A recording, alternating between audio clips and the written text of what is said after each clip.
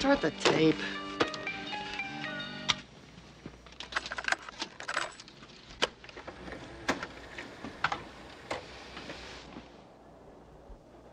My name is Leslie Hunziger.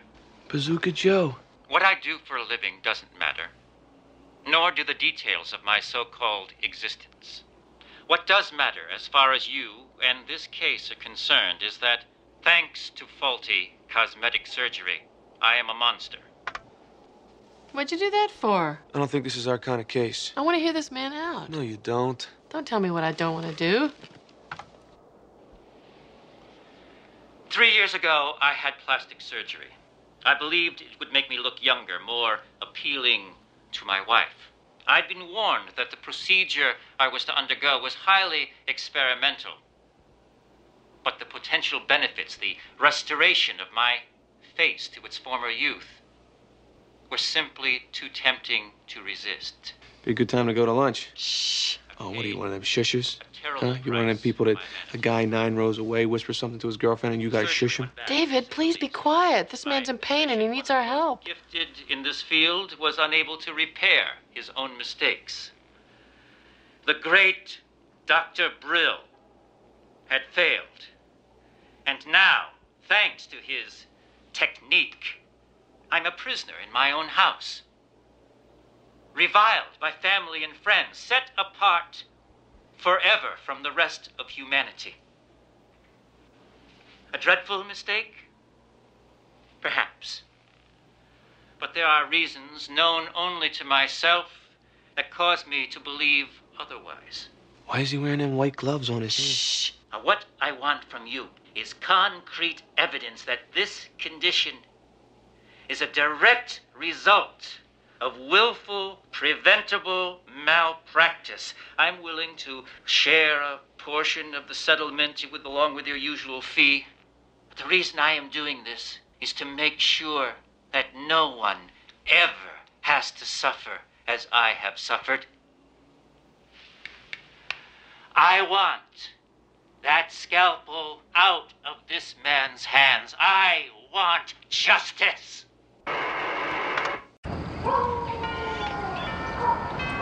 Wonder why Mr. Hunziger insisted we come to the house. I don't know. But do you get the feeling they might have it backwards here? That somebody might answer the door and say trick or treat? Kooky, my good man, is the count in? I believe he's expecting it. Now, Kooky, I generally don't dance with men, but in your case, I may make an exception. We just talked to Mr. Hunziger. He asked us to come over. I'm sure if you checked. It's all right. Please, show our guests into the parlor. I wonder why failed science projects never live in tract homes.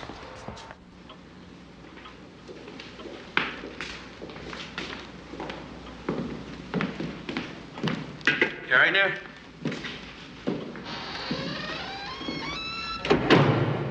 Welcome. I hope I haven't inconvenienced you by having you come by. No trouble at all. We were just out getting our dogs spayed. Mr. Addison, Miss Hayes, I don't mind telling you how impressed I am with your diligence in this matter. I've wanted to meet you face to face, or an approximation thereof. At any rate, I hope you'll accept my apology for this contrivance. I'm sure you'll understand the necessity, however. Oh, of course. Yeah, we saw the movie. What my partner is trying to say is we understand your predicament. My predicament. Language is remarkable, isn't it? A wealth of euphemisms at our disposal to insulate us from life's less pleasant realities. Oh, you're far too polite to say so, of course. But the fact is, I am a mutant. A freak. Did he say mutant?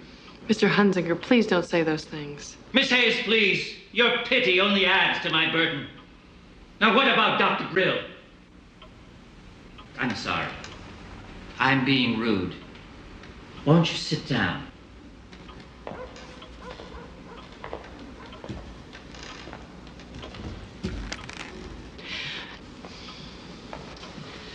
Well, as I said on the telephone, Dr. Brill puts most of his time and energy into these women.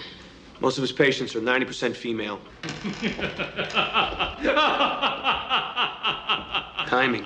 Oh, so my deformity is little more than a vaguely unpleasant afterthought in Dr. Brill's mind. An experiment that went wrong while he pursues his true passion. Well, it's good to see you kept your sense of humor about it.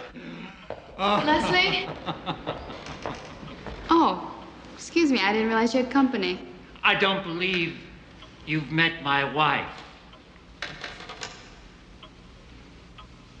Oi. Wonderful.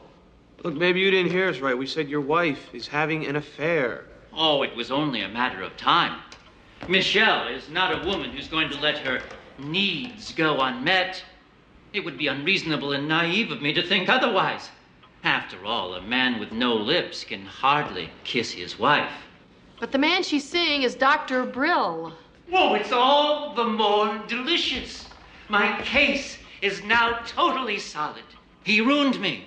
Then he stole my wife. What judge could possibly find him innocent? I'll make millions. Wait a minute. What about all this justice you were talking about on the videotape you gave us? Miss Hayes, there are two things in this world a man can't get enough of: beautiful women and money. Since the former is no longer within my grasp, I've developed a taste for the latter. I'll take his cash. He can have all the women he wants.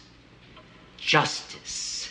Sounds more like revenge to me. A fine line between reparation and revenge. We'll let the jury decide that. But now we need evidence. I want you to take photographs of my wife and that man. Color. The more graphic, the more persuasive they'll be in court. Follow them. Document everything that they do. And, oh, yes, and we'll need some sound recordings and videotape. Mr. Hunziger, I'm not certain we're the right people to continue on this case. Because of what I am, my predicament, as you say, this must seem all the more ugly. But if you believe that I've been wronged by this man, you'll continue your investigation. Do you want matte or glossy finish?